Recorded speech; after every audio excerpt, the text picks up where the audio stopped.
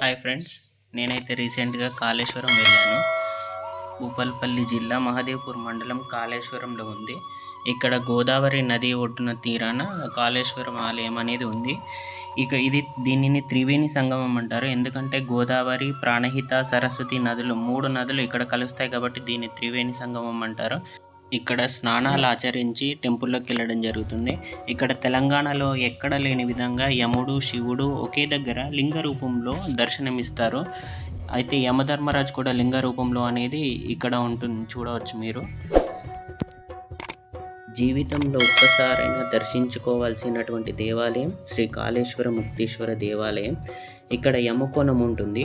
దీని చుట్టూ తిరిగి అక్కడే గండదీపం ఉంటుంది. దానికి మొక్కినట్లయితే యమగండాలన్నీ తొలగిపోతాయని నమ్మకము. ఇక్కడ చాలామంది భక్తులు ఇలా దర్శనం చేసుకుంటారు. అయితే కాళేశ్వరం అనేది చాలా పెద్ద ఆలయము. ఇక్కడ చాలా ఉప ఆలయాలు కూడా ఉన్నాయి. అది ఏంటి అంటే పార్వతీ దేవాలయము, సూర్యదేవుని ఆలయము, సరస్వతి దేవాలయము, ఇలా చాలా చిన్న చిన్న ఆలయాలు కూడా ఉన్నాయి. ఈ వీడియో కనుక మీకు నచ్చినట్లయితే లైక్ చేయండి, షేర్ చేయండి, సబ్స్క్రైబ్ చేయండి.